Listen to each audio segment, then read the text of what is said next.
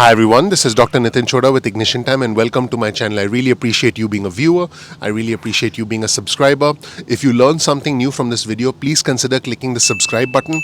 Please enable notifications so you get instant updates from our channel going forward. Also, the way you can thank me and my team is simply clicking the like button. That's all I ask. Let's just jump right in. The number one area of contention in the stimulus negotiations has been aid for state and local governments. In the original version of the HEROES Act, the Democrats were at $900 billion. In the updated version of the HEROES Act, the Democrats were at $436 billion. Originally, the Republicans were right around $100 billion. And in the latest $1.62 trillion proposal that U.S. Treasury Secretary Steve Mnuchin presented to House Speaker Nancy Pelosi about a week or 10 days ago, that proposal had $250 billion for state and local governments. Now, as you know, the president has essentially indicated loud and clear that he didn't want support, or the Republicans, I should say, didn't want support for, I quote, poorly run democratic states. Now, here's the interesting thing. For me on this channel, it's not about the red or the blue, it's about the red, white, and blue. I'm not Democrat, I'm not Republican, I'm American. But I decided to take a closer look at this particular subject. And, whether you agree with the president's, point of view or not really depends on how you define red versus blue states. Here's the interesting thing. If we take a look at the 2016 electoral map and we look at the states that President Trump won, you'll actually realize that the money that, let's assume that we're talking about $436 billion here, which is what the Democrats want. So let's just assume that it's $436 billion. If we look at the 2016 electoral map and you look at red states and blue states, this money is almost evenly split between red and blue states, almost evenly split. So that's very interesting that President Trump would say that this money is going towards poorly run democratic states. So that's point number one. Point number two is, let's say we use another definition of red states versus blue states. Let's say we do not look at the 2016 electoral college map for just a second. And the other definition we use is governors of those states. In other words, the governor of New York, for example, is a Democrat. The governor of California, for example, is also a Democrat. So if now we were to simply look at all the states across the country and essentially call them red or blue by virtue of their governors, you would actually see that two of the most populous states, in fact, the most populous state in the country is California. You'll see that California is getting more aid because it is a more populated state. It's getting significantly more aid than other states proportional to other states within this $436 billion. And so is New York. New York is one of the most populous states in the country. New York is also getting more aid. Now, some would argue that we shouldn't look at red states versus blue states. Others would argue that, hey, states like New York and California pay more taxes. But I'm simply here to point out that whether you agree with the president's assertion and the Republicans' assertion that, hey, this aid for state and local governments is going to go to help, I quote, poorly run democratic states, really depends on how you define red states versus blue states. Again, if you use the 2016 electoral college map definition, the fact is that this money is going to be allocated evenly between red states and blue states, which is the interesting thing and the surprising thing. But if you look at who are the governors in those states, I mentioned California and New York, and there are many, many other states that need the money. That are, Florida is a state that desperately needs the money, because keep in mind, all these states across the country are expected to have a $500 billion shortfall in the near term. So the states definitely need money. Are there states that have poorly run pension plans? Absolutely. I mean, in any large enterprise, think of the United States as a large enterprise. In any large enterprise, there's going to be waste. There's going to be mismanagement, 100%.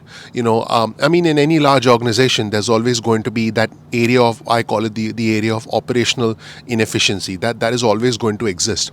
But the interesting thing here is when the fact that states need money is not disputed. And if states don't get money, you could see impact to local law enforcement, you could see impact to local heroes, you could see impact to schools, you could see impact to local services. So this is a real risk that does indeed exist, regardless of whether you agree with the president's position or don't agree with the president's position. For me, again, let me emphasize, it's not about the red or the blue, it's about the red, white, and blue. I'm not Democrat, I'm not Republican, I'm American first and you're American first. We are Americans first. So this whole assertion of blowing up the stimulus talks, pulling out of the stimulus talks, calling an end to negotiations, rejecting the proposal on the basis of, hey, the Democrats want, and by the way, the president's tweet specifically said the Democrats want $2.4 trillion for poorly run democratic states. The fact is, the bill is closer to 2.2, approximately 2.3, and we're talking about not even $436 billion because the Republicans already agreed to 250. We're talking about that difference of $136 billion, which in the grand scheme of things is money that could be borrowed by states from the federal government at low interest. It's money that could be paid back by the states if they make some amendments to the way they collect money, to the way they tax local residents, local businesses. There's all sorts of possibilities on how this could have been and potentially can still be a solution, because the thing in Washington DC is that anything can happen. But at the moment, I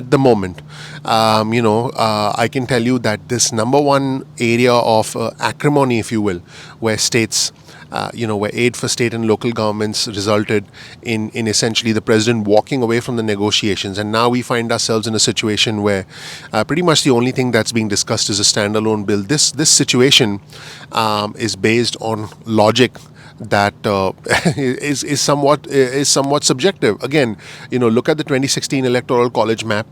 The allocation of the $436 billion across red and blue states is almost identical. You consider the governors in those states, and now it's sort of the money does skew towards blue states. But then on the other hand, those states also happen to be states along the coast, states that have a higher populace, and states that pay more in taxes to the federal government. So that's where things stand, everybody. Let me know if you have any questions about this. Now, keep in mind, I have done another detailed video. I think it's important for us as citizens to understand how the federal government collects money, how the states collect money.